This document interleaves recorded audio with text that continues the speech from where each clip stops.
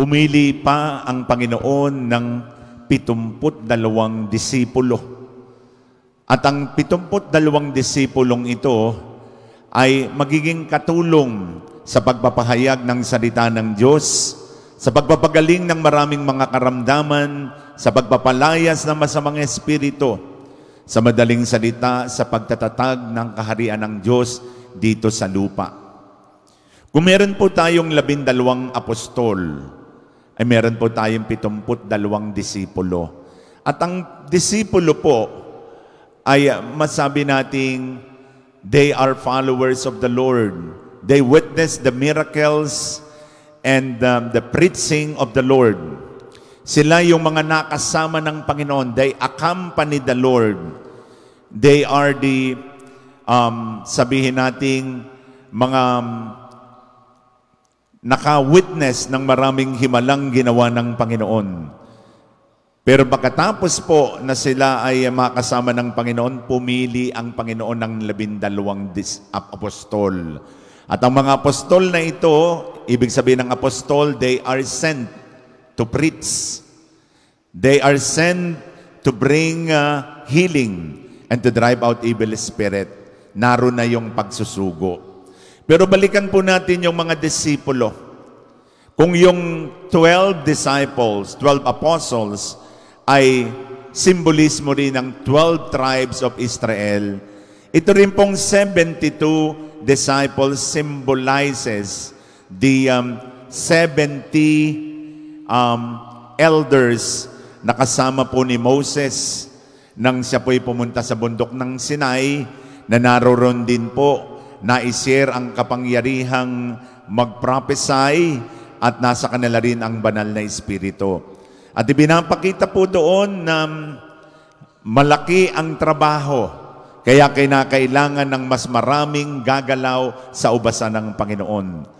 At ano ang ginawa ng Panginoon? Sabi, sinugo ng Panginoon ng dala-dalawa, hindi isa-isa. Ano ang ibig sabihin? There must be collaboration.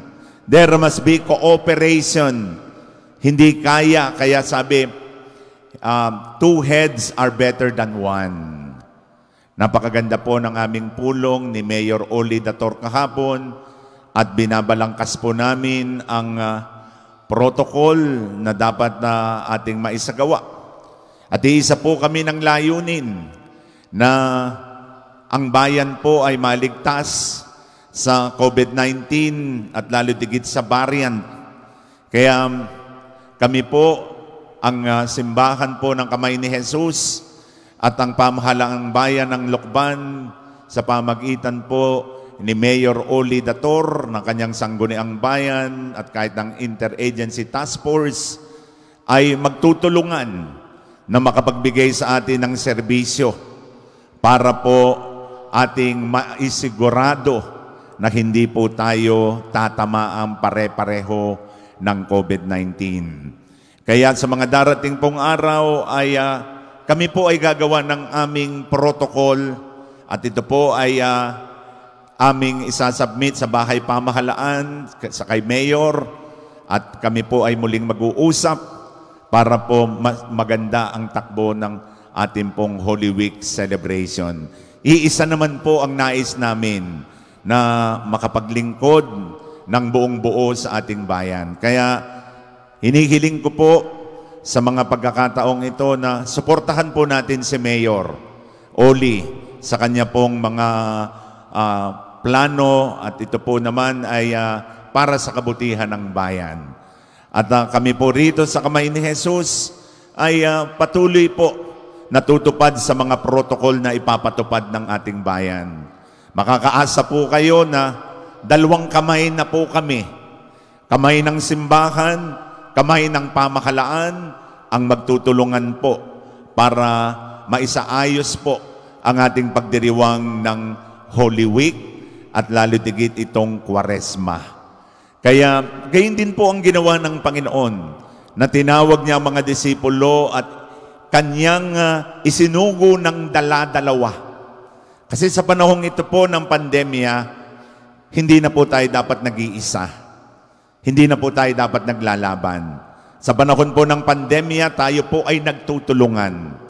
Mga sangay ng gobyerno, sangay ng pamahalaan, dapat po talaga ay nagtutulungan. Kaya napakabunga po ng aming dialogue ni Mayor Oli kagabi at tumagal po ng 2 oras at maraming salamat po sa inyong panalangin sapagat naging matagumpay ang aming pong pagpupulong at sana ito ay maging pintuan na para po sa lalong magandang pagseserbisyo namin dito sa bayan ng Lokban. So, ito pong ating banal na ebanghelyo ay nagbibigay po sa atin ng aral sa mga disipulo ng Panginoon that they are to be totally dependent on God. They must give their full trust to the Lord na sila sa pagpunta nila sa kanilang misyon, hindi sila pababayaan ng Panginoon.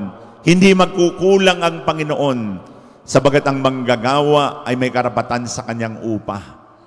At ang kailangan lamang ang gawin ay maging tapat. Faithfulness to the promise that we have given to the Lord.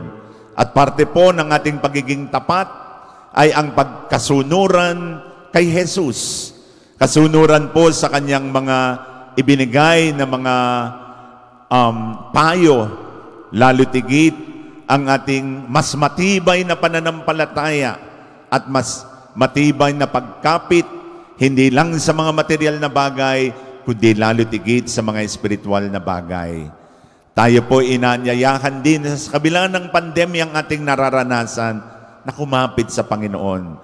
Maganda ang plano ng Diyos sa ating lahat at ang kailangan natin, katulad ng mga disipulo, magtiwala ng lubusan, ibigay ang ating sarili.